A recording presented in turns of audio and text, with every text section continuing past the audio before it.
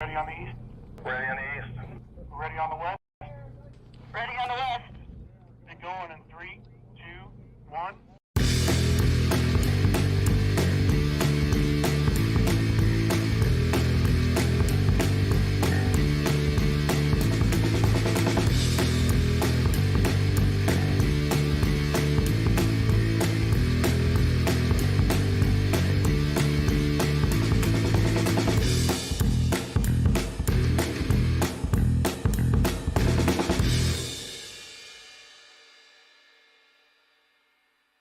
All right, welcome to Pioneering Change, everyone. I'm your host, Farmer Ryan Early. Today, I've got a very special guest, Dr. Calvin Johnson, who has an extensive background in orthopedic surgery, specifically in sports medicine. So, Calvin, thank you for joining us today. I'm very glad to have you on the show. Look forward to hearing a little bit about your background and where you come from and how you got into sports medicine. Appreciate it. I come from Bartlesville, Oklahoma. Back then, it was a big area for Phillips. That was their headquarters. And so they had a pool and a basketball gym. And so I think as a little kid, my parents threw me in there and said, here, go play while we work. And my mom was a nurse. And so I met the orthopedic surgeon there quite a few times from injuries. Dr. Zeiders, great guy and a veteran. And I just enjoyed what he did. And I also, in high school, worked for the ambulance company. And that was an experience. The name of the company that owned the ambulance was also Niekamp Funeral Home, and and I hope this isn't off color, but their saying was, "We get them either way." But I learned a lot. I mean, a lot of anatomy. I learned that I liked helping people. I learned that people get hurt bad in car wrecks or shootings or stabbings or whatever, and it appealed to me. Wasn't too excited about treating patients with cancer, patients that died and all that stuff. So all that headed me towards orthopedics, and I like saying that I do orthopedic medicine. I did do 26,000 surgeries in my 31-year career. Wow. But those were torn cartilages. Those were things that couldn't really be fixed any other way. And when I did my fellowship up in Chicago, Dr. Heffern and Dr. Bach took care of the pro teams there. And what they taught me was that, everyone's an athlete.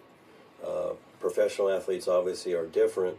And they said, look, if we can create a healthy environment for that athlete, he's going to perform better, he's going to get injured less, and everybody's going to be happier. So nutrition, recovery, and then just accurate treatment, accurate diagnosis of the problem, and then mapping out a program. But there was, even back then, there was a lot of use of supplements and anything to help them get in the zone. I think you said something very important right there.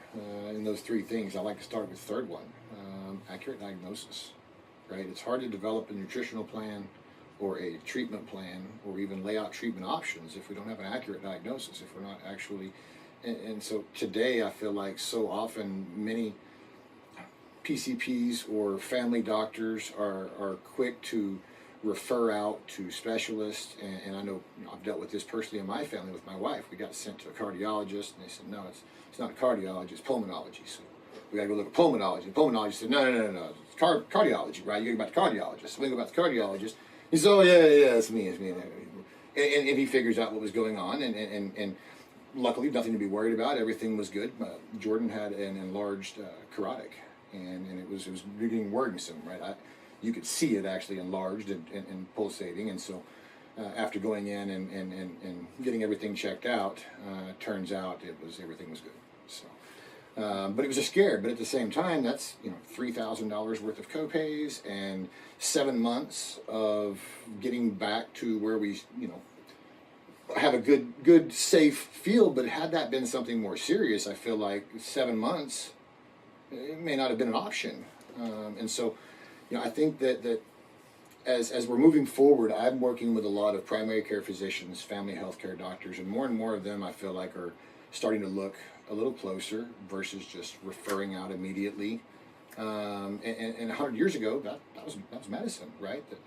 You went to your family doctor, and if you needed, let's say 150 years ago, he had cocaine, opium, cannabis pills, and multiple different herbs and spices and different snake oils. Some of them we now know didn't really do much. Some of them we know did a lot.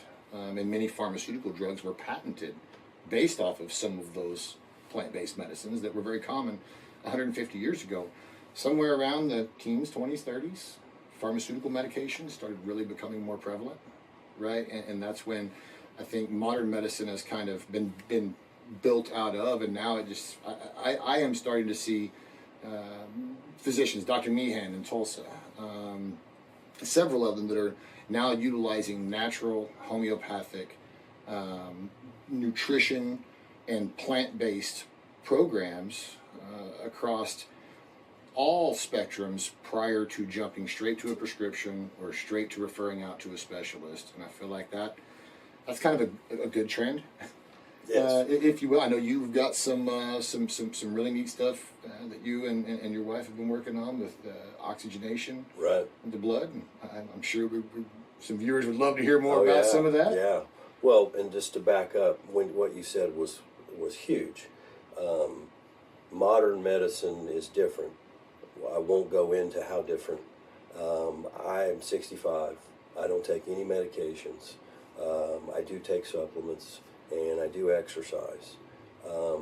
But old-time medicine, your doctor basically, he's the guy who decided what your treatment was. He's the guy who diagnosed you, or she. There wasn't a lot of women in medicine in the 50s, but as we got older, and women, I'm a surgeon. Women have great hands as far as surgery. They're amazing, and they're intuitive on getting the right diagnosis. But back then, your provider directed your care, and it wasn't an insurance company saying, no, you can't do that. I didn't get into private practice till I was 32 years old because I went straight out of college, and I went straight into medical school, 4 years, 5 years of orthopedics, and then a year in Chicago. So I didn't practice until I had really learned my trade.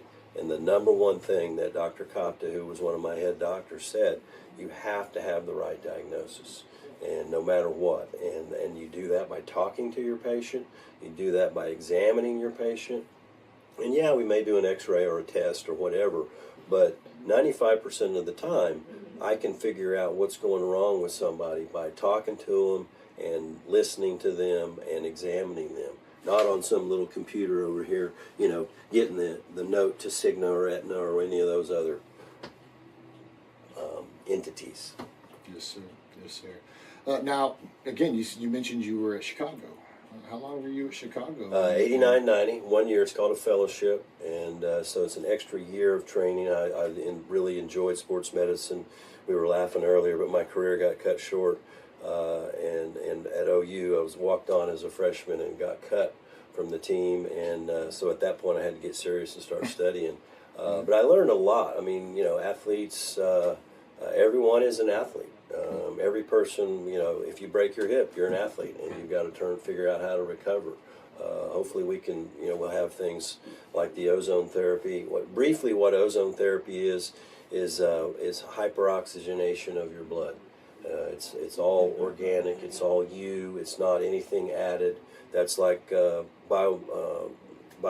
regenerative medicine, stem cells, PRP. Again, that's all your body. Everything that I've learned to be 65, and I still run 5Ks. Now, did I have knee replacements? Yeah, that was because of being a knucklehead when I was in my 20s. But now, I'm super healthy. I feel healthier than I was 10 or 15 years ago, and it's from meeting people like yourself and Amanda Bertone, and my wife's an ICU nurse, and she, basically she's seen what works and what doesn't work. And what works is good nutrition, exercise. Lifting weights is the fountain of youth. Even if you got a 5-pound dumbbell and you're able to just 5-pound dumbbell and you just can do any kind of exercise, that's going to help. Very good. Well, we're going to take a quick break. When we come back, we'll talk about some current events and projects that you have going on and we're working on together. I'm ready. All right. Are we ready on the east? Ready on the east. Ready on the west? Ready on the west. Get going in 3, 2, 1.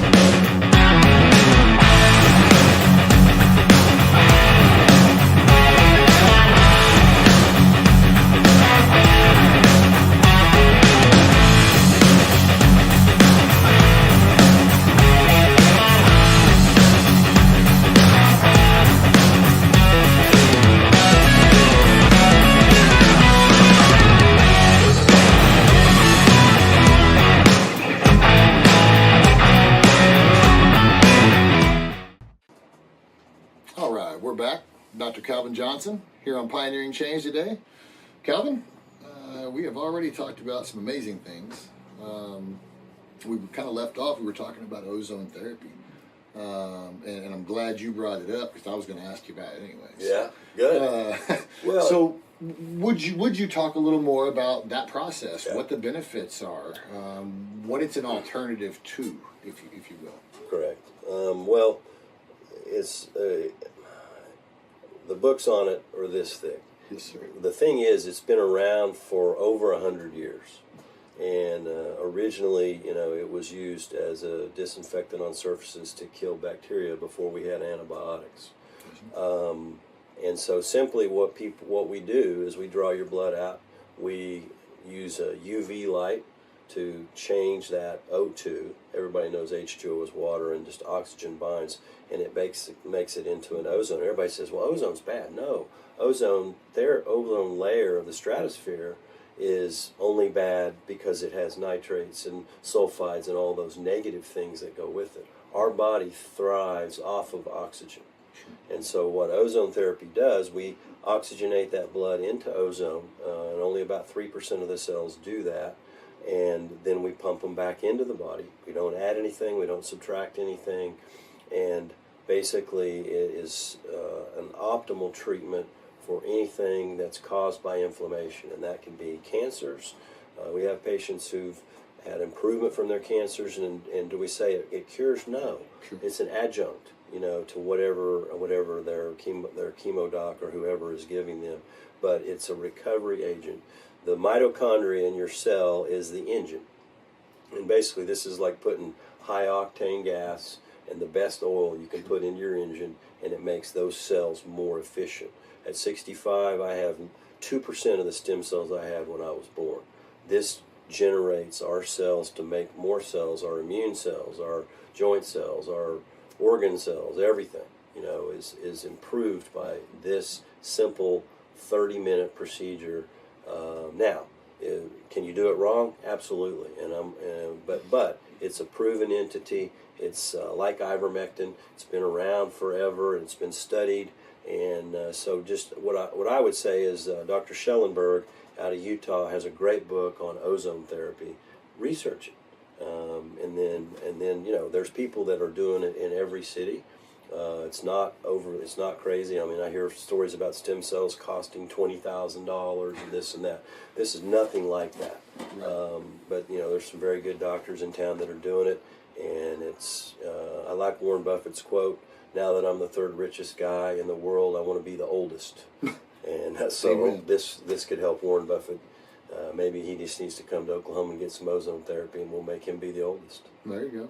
Well, I know Krista passed the invite to me. I do need to get on her schedule and come see her. I'm hoping it may help with some of the inflammation and pain I've got from, of course, my racing accident a few weeks ago. So very much looking forward to it.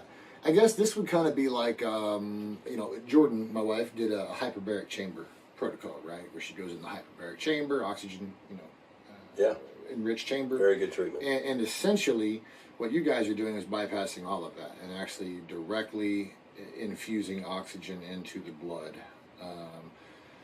Which again, versus breathing oxygen or being in a deprivation chamber, those are all great ways to increase oxygen. But Right. this actually is cutting straight to the source, right? And, Absolutely. And putting it right back in the body. Yeah. So I'm assuming the effects are almost immediate.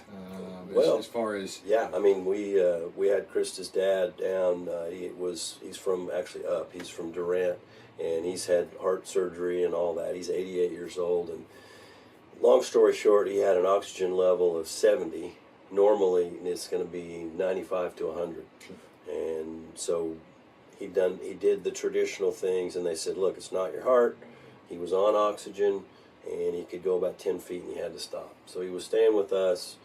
We basically did all the traditional things and got the diagnosis, and we found out that basically he had too much fluid in his system, so he was having some heart failure.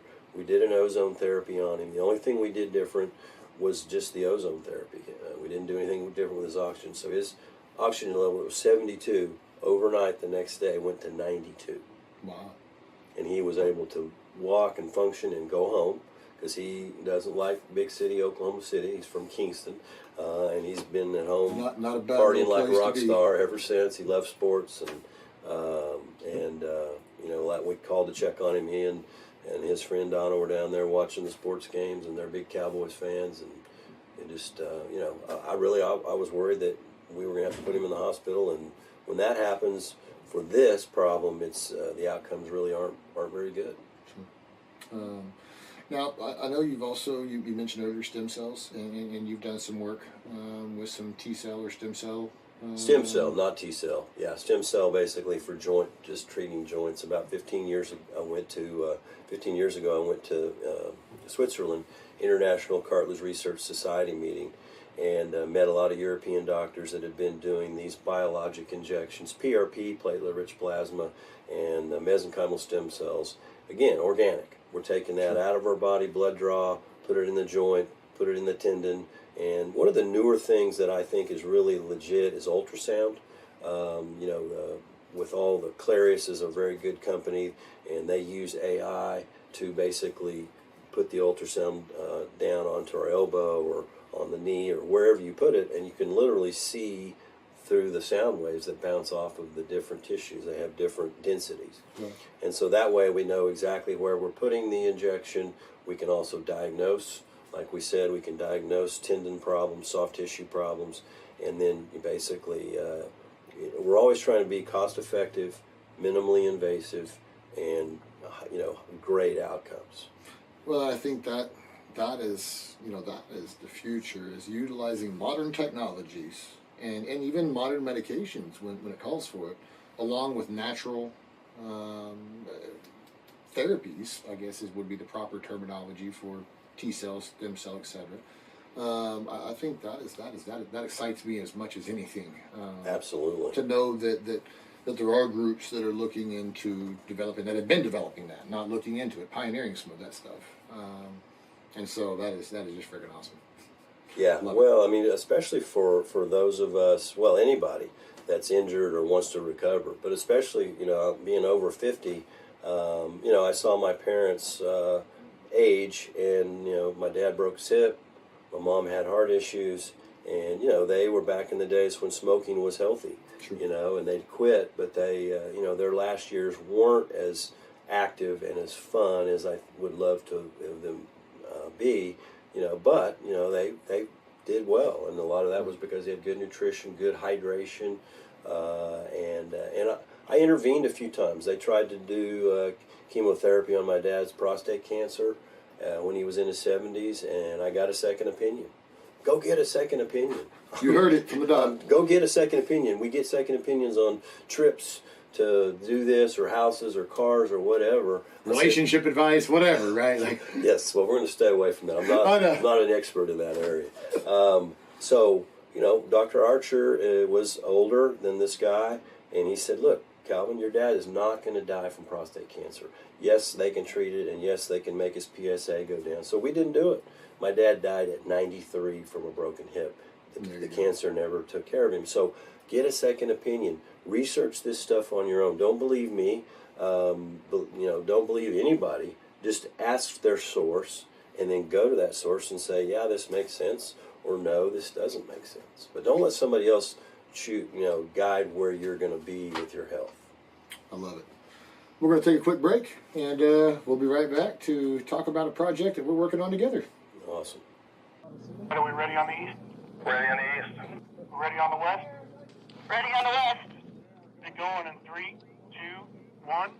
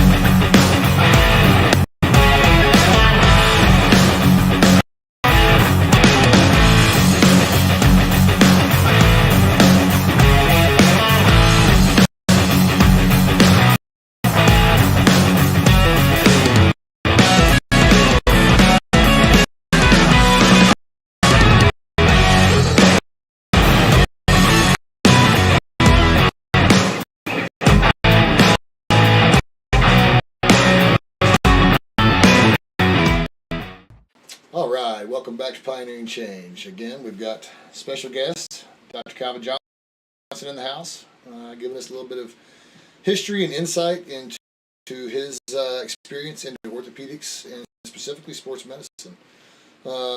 We have a great new project we're working on currently that will impact mostly diabetics. As you know, there's a mass shortage of diabetic medications. Hawaii, the state of Hawaii, and a few doctors over there have asked us to work on a program introducing natural supplements in place of certain diabetic medications. And so the CBD products that we manufacture that you've been working with for 3-4 years now. Yeah, absolutely. So very excited to get that going, and I know you said you've been doing a little bit of digging in that, and you know, with just your history in dealing with specifically surgeries in diabetics. I'd love to hear your thoughts on natural supplements, specifically CBD, could help benefit. Well, diabetes is a huge problem. Obesity is a huge problem because secondarily people have called these fancy terms now metabolic syndrome and all these things. But the problem is the sugar just is too high and it clogs the blood vessels. So early on in my career when I was taking trauma call, most diabetic patients that I saw were way out of control and they were having to see me for amputations. That hasn't changed a lot because of everybody that has all these issues. It's a cellular level problem like we've talked about, and CBD works at a cellular level to help cause homeostasis, which the thing is supposed to be. And again, it's like restore normal anatomy in surgery. If I can restore the alignment in your knee or your hip or your spine, that's going to be more successful. It's the same thing with this. The CBD helps level out the glucose levels. And you know, any medication, especially insulin or any of the oral medications that you take, have significant side effects. Sure. And that's what I like about using something that's not a medicine, so to speak. It's a supplement. It's going to make the cell work more efficiently. Well, and I've always said, you know, we all suffer from a deficiency of our endocannabinoid system, or ECS, right? And I believe, and now science has proven that just every function of the body is tied to the ECS, tied to the endocannabinoid system. And so I believe that if we're on a low dose supplement, even from birth, as humans, pets, same thing, that we wouldn't see a lot of these issues that we do. And I know most of the data, you know, supports that type 2 diabetes, specifically CBD, is showing great impact to. Not so much on type 1. From what I can gather, I've found some positive studies, but for type 2, I believe it is a valid option, and for anyone that is type 2 diabetic to at least try implementing this. Talk to your physician about it. Get your. I was on a call last night for probably an hour with a mother who was in her 70s and her son, vaccine early age, had most seizures. But 1 year old. It was on different Keppra, Onfi, Vimpat, all the way through the list for the last 30 years, and they've been doing their research. I spoke with them in detail about how to, you know, implement this, and the first thing that they said was, look, our neurologist, his neurologist is very much open, recommended that he find a good CBD product, didn't have any way to point him in any direction, but was open to it. And so we're now trying to schedule a call for myself and his neurologist to discuss, you know, the fact that he is implementing a CBD product per her recommendation, and now to help her get up to par on what dosage we have him on, etc., as they begin scaling down those pharmaceutical medications. And that was her goal. And like I said, I'm starting to see more and more physicians around the country open to more natural supplements now that the data is coming out, especially about CBD, and it's not just CBD, CBG, and some of these other compounds that are showing unbelievable abilities to help regulate some of those standard systems in our body, like metabolic, cardiovascular, and bronchio systems even. Yeah. CBD is being studied heavily now for bronchodilation, specifically with asthmatics. And my oldest stepson, Caden, perfect example, right? When I met him, he used a rescue inhaler 3 times a day. He started a CBD supplement every day, and now he won't go a day. Hasn't had to use a rescue inhaler in 5 years. Looking at drugs, simply he's eating that I believe it was just a matter of his ECS was Absolutely. deficient in. Yeah. But the bottom line is medicine, current day medicine, the medicines are given to treat a symptom, Sure. which doesn't do shit. What you're talking about is you're treating the problem. You're that homeostasis. Because, how do we know what aluminum or mercury or whatever, how do we know if that's high or low? It's so hard to test. If you get homeostasis, which is what you're doing with your treatments with CBD, with being a natural supplement, you're going to cure the problem, or you're going to make the problem better. That's what I'm really about the H3O2, structural water, hexagonal water. Dr. Gerald Pollock coined the term easy water, right? But phenomenal, and the more research I've done on it, the more excited I get, right? We now have the hydrogen. Sorry. Well, you're just fine. Hydrogen generator at the office, and are beginning to produce H3O2, and I'm very excited to be able to introduce H3O2 into some of our water-based products, like the humic fulvic minerals and some of the colloidal coppers and silvers, as it's going to provide hydration on a cellular level. Goodness, something in there, huh? And so it's fascinating what cellular hydration can do, just in recovery, in mental clarity, cognitive function, everything. We get dehydrated. I think most Americans, if not all Americans, run around some level of dehydration. None of us drink enough, right? And especially, it's not so much that we don't drink enough. I think it maybe that we're not drinking enough of the right thing, which would be living waters, water that still has electrical charge, water that still has vital supplements and nutrients in it. And so, hydration, as I'm sure you're aware, is key to That's huge. to life, right, in general. Good to talk, or you want me to go for a Getting minute? there. So, one of the best things I do with my patients, get them off of pop. Right. So the high fructose corn syrup. Phosphoric acid. 8 times more injuries in lady athletes who drink pop. Rots out your teeth. It's just a horrible, horrible thing to put in your body. Tell you what, let's take a quick break, and we'll come back shortly. We're ready on the 3, 2, 1.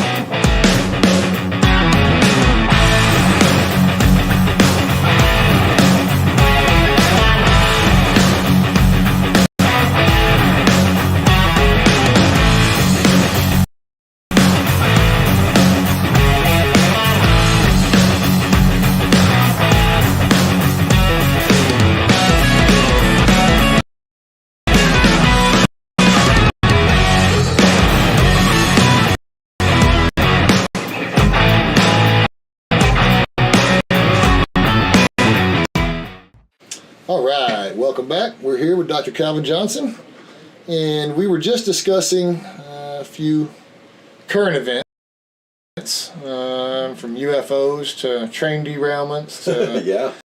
matter of fact, I just saw yesterday another train derailment in Ohio, just outside of Chicago, and it was actually filmed by a bystander. I was watching the Instagram video, right? And it didn't look like there was any chemical cars there. It was mostly rail cars, box cars, dry goods cars. But they were piled up pretty good. I think that makes in the 50s now, just in the last 30 days. Yeah.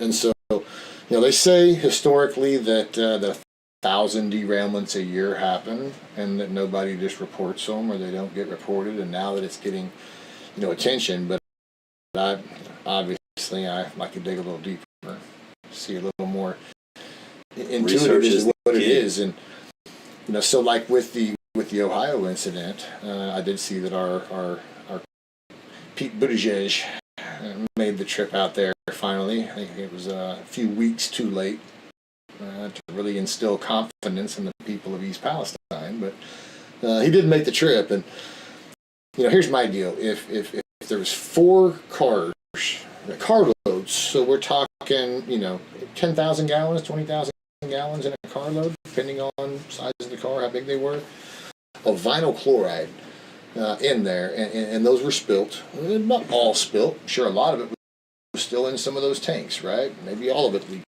out. Either way, for the EPA to come out and approve an intentional ignition baffles me, and it baffles me because vinyl chloride, when combusted, releases dioxins. It actually turns into a lot of dioxin, and the specific dioxin that it turns into is the active ingredient in Agent Orange. And so essentially, if the storyline that they're saying is accurate, right, and they fed us over the last 5 weeks that these 4 cars had vinyl chloride and they lit them on fire, personally, I would think that there would be a lot more hospitals, a lot more access clinics, and physician centers flooded with people with symptoms of vinyl chloride combusted dioxin poisoning, which is inflamed eyes, skin, mouth, lungs, right? And it just doesn't seem like either A, it's not being reported on, or B, it's not really happening. And I don't know. It just feels like there should be a lot more reports of it. And so I pray for the people of East Palestine.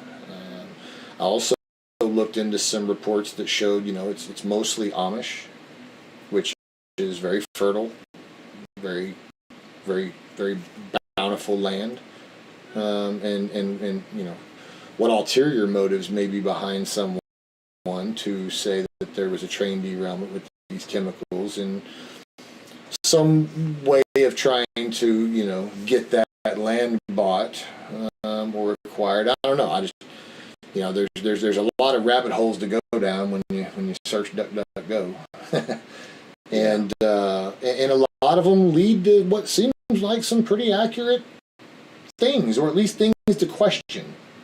Well, I have 2 thoughts on what you just said. Number one, the fact that that's Agent Orange just is aggravating, and I think vocabulary-wise, Buttigieg should now mean nonsensical. That's number one. And number two, President Trump was intuitive and took a ton of water. We were just talking about how important hydration is and all that, and my heart reaches out to these folks. And I worked at the GM plant here loading cars on railroad cars, and I respect what those trains do. I had the engineers that ran those. They were awesome. They scared the shit out of us about loading cars on there, how it would cut your leg off and all that. So something's not right here to have that many derailments and to light up the the material and then put it into the atmosphere, that's absurd, to say the least. Jack foolery, or Clay Clark calls it jackassery, you know.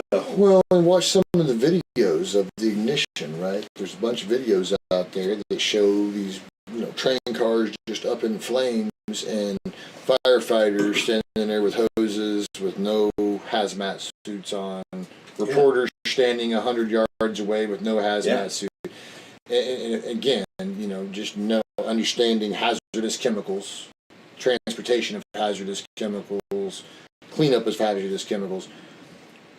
Much easier to clean up vinyl chloride on the ground than it is out of the air, for sure. It's going to come down somewhere, right? In acid rain form or just dangerous vaporous gas as it settles.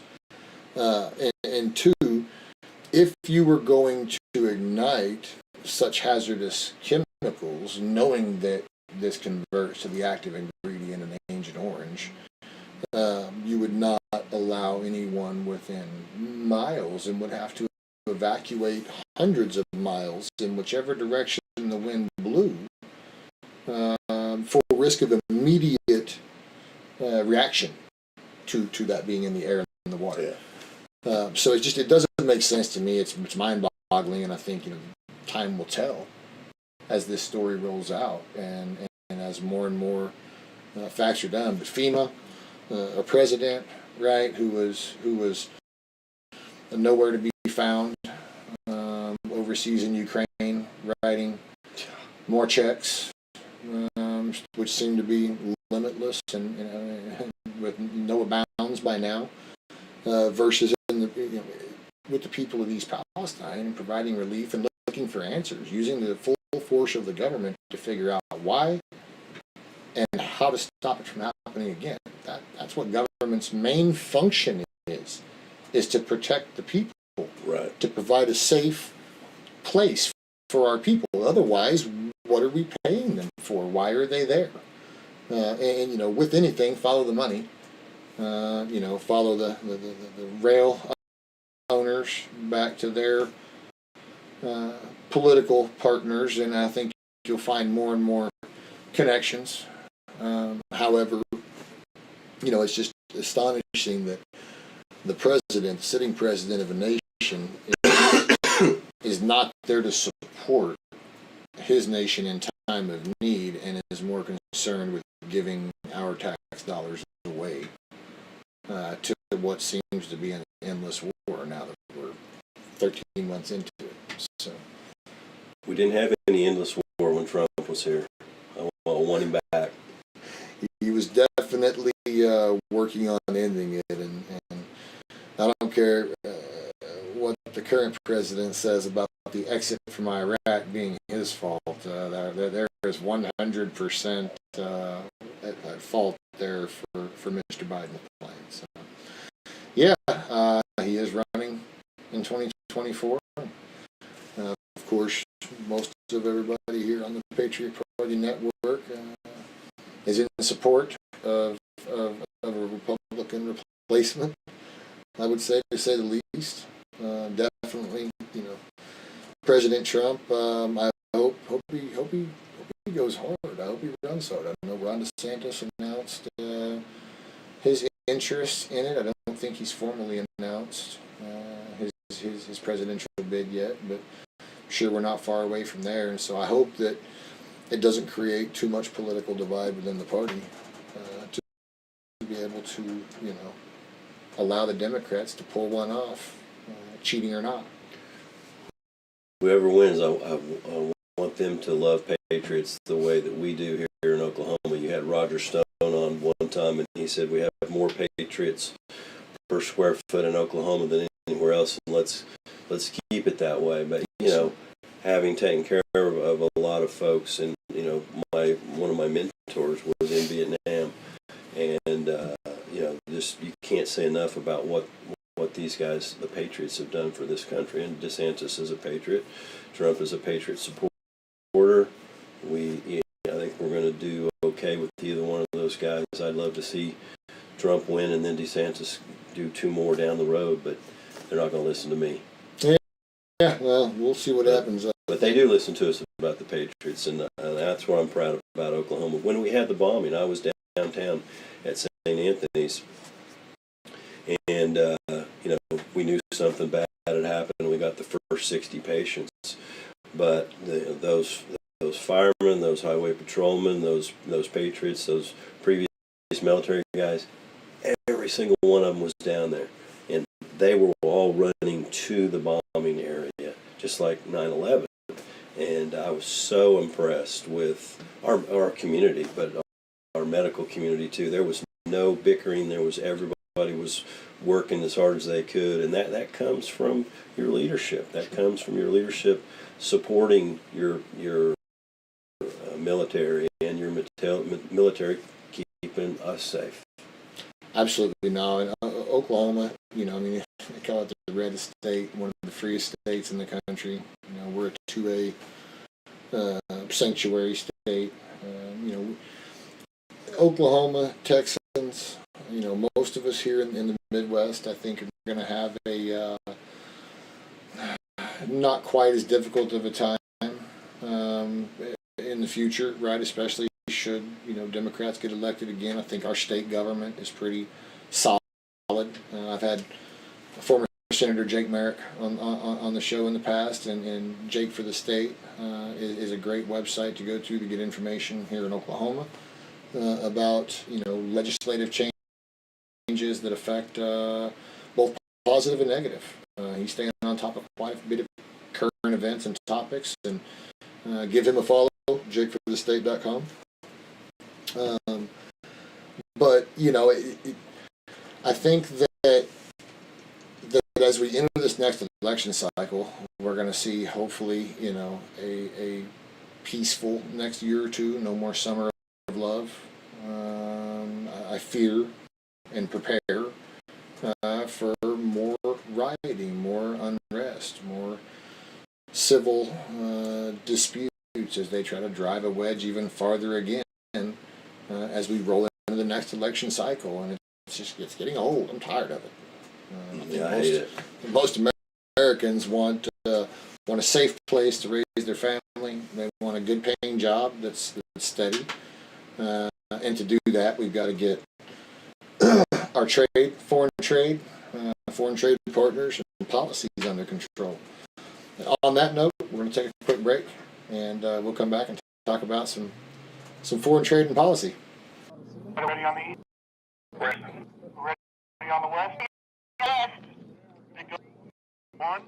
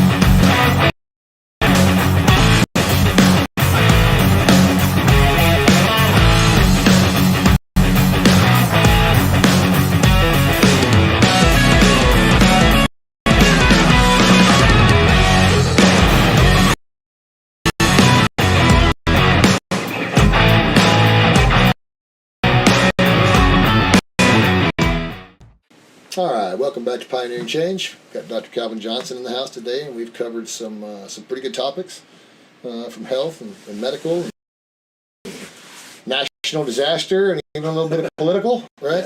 Yeah. So foreign policy. We kind of left off talking about foreign trade, foreign policy. One thing that I've been touching on, I spoke with Roger about it. I talked with Senator Jake Merrick about it, and he's actually working on some legislation currently to hopefully address this problem. And the big problem is, we are not allowed as Americans and American entities to own property in certain countries. Some countries we can. The countries that we cannot own property in, our current trade policy does not allow those countries to own property here. However, it was just recently released that over 300,000 acres are currently owned by citizens or nationals of China, of the CCP. And knowing that the CCP does not have citizens, it has nationals, that they don't get to own property over there, they don't get to own anything, right? They're a socialist communist country, unquestionable. They don't get to own property here either for their own benefit. And so essentially, every piece of property here owned by a Chinese national, and I'm not talking about a legal immigrant that lives here rightfully so and has moved here and denounced their citizenship. I'm talking about Chinese nationalists that are here for entities, businesses, etc. They can own property according to our rules because we don't treat them as necessarily a foreign entity, right? They're an individual. And so currently, over 300,000 in Oklahoma are owned by Chinese nationalists or CCP nationalists or entities owned by nationals of the CCP. And Senator Merrick, along with others, are working to draft some legislation that would specifically allow the investigation of this and the revocation and even forfeiture of those properties should they find ties to any country that doesn't allow us to own land over there. First Ministry, a lot of that here, right? It gave a great cover and a great move, and now we're seeing Missouri and other states come online, and I fear that it's just going to open up more ability for them. And it did two things, right? One, in Oklahoma, it drove land prices through the roof. If you wanted to go buy a nice farm that was functional, right, to run cattle or anything else, well, now you're literally paying more money. And COVID didn't help. Writing checks limitlessly to other countries for purposeless wars doesn't help. Inflation, but the driving up of prices of buildings and of farmland is absurd, and we've seen it all over the state. I had a realtor on, Miss Lexi Johnson, here just a few weeks ago, and she was talking about that specifically about going out and getting outbid for her clients getting outbid. And it seemed like they just had a limitless amount of money. They would bid it up, and they would go, okay, this is as much as we're willing to pay, and they'd outbid it again. And so she said, it was hard to buy a house. Like, we had 16 different bids we put in before we finally got someone that just didn't want to sell to a foreign national and chose, a local Oklahoman to sell their home to. Right. And so it's crazy. Yeah. But it's happening. It's happening all over quickly. Yeah. A couple of weeks ago, they had this Lincoln Reagan group at the Cowboy Hall of Fame. Steve Bannon was there, and got to visit with him. My wife did, and Calvin Johnson. There's another Calvin Johnson who is a great athlete, who was a Detroit Lions receiver. And so, I laughingly tell people that I get seen and think that I'm him. Well, my wife is Magatron for MAGA, and so she's talking to Steve Bannon, and he absolutely said just exactly what you just said. And he says, "Don't believe me, research it." And that's the theme of what you've always taught me. You have that brain that's amazing on chemical reactions and photography. That's when people like Steve Bannon, he just wants to get the truth out. The truth is the truth. That's it. You can't twist it. You can't distort it. You can twist it and you can distort it. Well, and but people will believe it. But when those truth facts are is the laid out, truth. Yeah.